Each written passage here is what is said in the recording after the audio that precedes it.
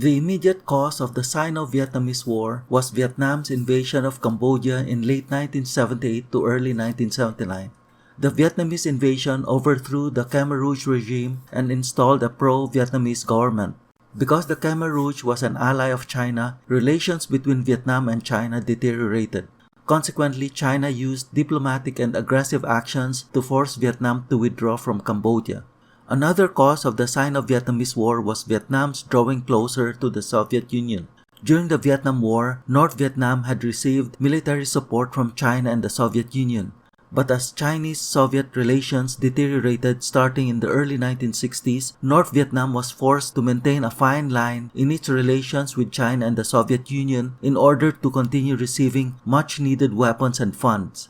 But after the reunification of Vietnam in April 1975 following the Vietnam War, Vietnam was drawn to the Soviet sphere of influence. Furthermore, during the Vietnam War, North Vietnam had accepted Chinese military support with distrust and skepticism and later stated that China had provided aid in order to bring Vietnam under the Chinese sphere of influence. Moreover, China's improving relations with the United States starting in 1972 was viewed by North Vietnam as a betrayal of its reunification struggle during the Vietnam War. Relations between China and Vietnam also deteriorated because of two other factors: the persecution of ethnic Chinese in Vietnam and a disputed border. After the Vietnam War ended in 1975, the now reunified Vietnam began a campaign to break down the free market system in the former South Vietnam.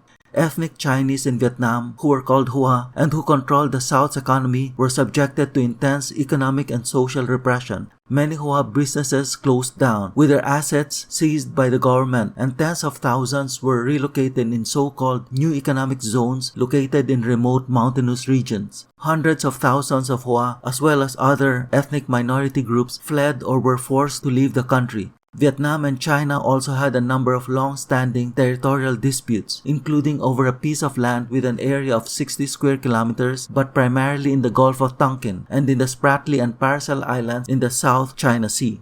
Vietnam also generally distrusted China for historical reasons. The ancient Chinese emperors had long viewed Vietnam as an integral part of China and brought the Vietnamese under direct Chinese rule for over 1,000 years. In July 1978, with relations between Cambodia and Vietnam almost at the breaking point, China cut economic aid to Vietnam. Also in 1978, China closed its side of the land border with Vietnam. Meanwhile, just as its ties with China were breaking down, Vietnam was strengthening its relations with the Soviet Union. In 1975, the Soviets provided large financial assistance to Vietnam's post-war reconstruction.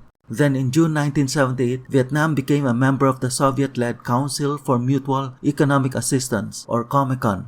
In November 1978, Vietnam and the Soviet Union signed the Treaty of Friendship and Cooperation, a mutual defense pact. These events formalized the Soviet and Chinese domains in Indochina, with Vietnam aligned with the Soviet Union and Cambodia aligned with China. China now saw itself surrounded by the Soviet Union to the north and Vietnam to the south. Vietnam also saw itself threatened by hostile forces in the north, China, and in the southwest, Cambodia. Vietnam then made its move in late December 1978 when it invaded Cambodia and conquered the country in a lightning offensive. China was enraged as its ally, the Khmer Rouge, had been overthrown by the Vietnamese invasion. Furthermore, since 1978, Chinese and Vietnamese forces engaged in many armed clashes and cross-border raids, and tensions between the two countries ran high. By February 1979, 30 Chinese divisions were massed along the border with Vietnam. Then on February 15, 1979, China announced its plan to attack Vietnam.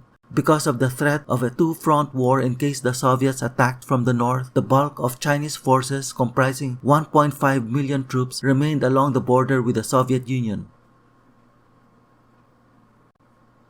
On February 17, 1979, 200,000 Chinese troops, supported by armored and artillery units, attacked along two fronts across the 1,300-kilometer border with Vietnam. China officially announced that its offensive was a self-defense counterattack to teach Hanoi a lesson. From Yunnan province, China's western offensive was aimed at Hatuyen, Lao Cai, and Lai Chau provinces, while from Guangxi province, the Chinese eastern offensive advanced into Cao Bang, Long Son, and Quang Ninh provinces. The Chinese offensive's main objectives were to capture the provincial capitals of Cao Bang, Lang Son, and Lao Cai. By the second day, on February 18, 1979, the Chinese offensive had advanced 8 kilometers into Vietnam before being bogged down by increasingly strong resistance of the 100,000-strong Vietnamese forward defenses, which comprised border and regional units and local militias. Chinese forces also encountered logistical problems, where their frontline units ran short of water, food, and ammunition.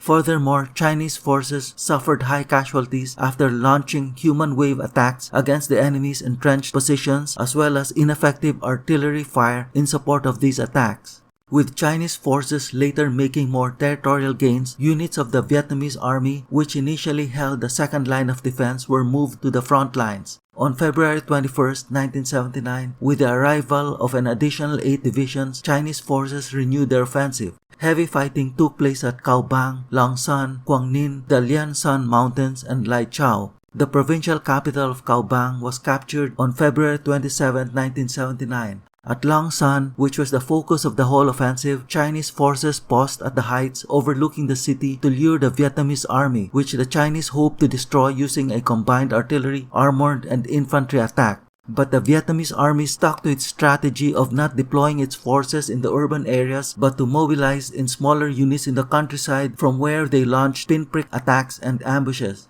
One of China's war objectives was to force Vietnam to withdraw from Cambodia to defend the Vietnamese homeland. Vietnam did not withdraw its forces from Cambodia, but it was forced to station some 300,000 troops for the defense of the capital, Hanoi. Chinese forces attacked Lang Son, capturing the city on March 4, 1979, after bitter house-to-house fighting. The following day, March 5, 1979, China declared that it had sufficiently punished Vietnam and ordered its forces to withdraw. On their withdrawal from Vietnam, Chinese forces carried out a scorched earth campaign and destroyed buildings, properties, and farmlands before crossing back into China on March 16, 1979.